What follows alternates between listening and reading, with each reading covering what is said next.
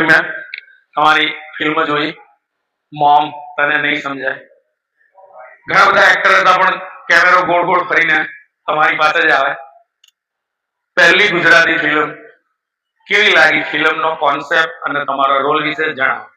Concept તો અમને બધાને બહુ જ ગમ્યો છે, એટલા માટે અમે આ ફિલ્મ કરી હતી અને પૂરી કોશિશ કરી કે અમારા તરફથી અમે બને એટલું વધારે જસ્ટિસ કરી શકીએ. અમારા પોતપોતાના જે કેરેક્ટર અમને મળ્યા હતા અને કેવી લાગી એ તો ઓડિયન્સના ઉપર છે. ભગવાન કરે કે અમને રિસ્પોન્સ, એનો આશીર્વાદ અને એમનો વર્ડ ઓફ માઉથ બહુ બધા મળે, because that is important and that's the ultimate achievement that you get in life.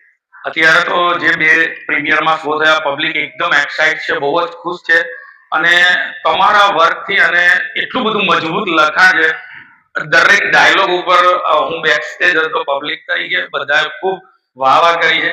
એક સરસ મજાની આખી ફિલ્મમાં તમને તમારી શું લાઈન યાદ હશે જે વારંવાર એક મોમના ડાયલોગમાં repeat and repeat and repeat? એવા ઘણા બધા ડાયલોગ છે. રિપીટેટિવલી મોમ તને નહીં સમજાય તો ટાઇટલ જ છે અને આઈ થિંક આપણા લાઈફનું એક બહુ જ કોમન એક એવું વાક્ય છે જે બધા જ પોતપોતાની માઓને કહે છે, પણ એ લોકો એ ભૂલી જાય છે કે માં છે જે તમને દુનિયા બતાવે છે, શ્વાસ આપે છે, તમારા પહેલા એને તમારી તકલીફો સમજાઈ જાય છે. આટલો સરસ તમારો રોલ હતો અને દરેક વ્યક્તિ સાથે એક માં તરીકે તમે કનેક્ટ હતા.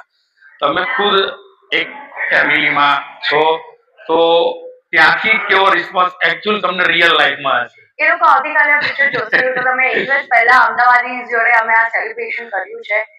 લોકોએ બહુ પસંદ કરી છે, જેટલા લોકોએ જોયું છે એમને પોતાની એવી વાક્ય યાદ આવી ગયા, તો એ લોકોને આ પિક્ચર બહુ ગમ્યું છે અને હવે કાલે મારા ઘરવાળા જોશે તો આમ વેઇટિંગ ફોર ધેટ રિસ્પોન્સ. ખૂબ ખૂબ અભિનંદન. અમે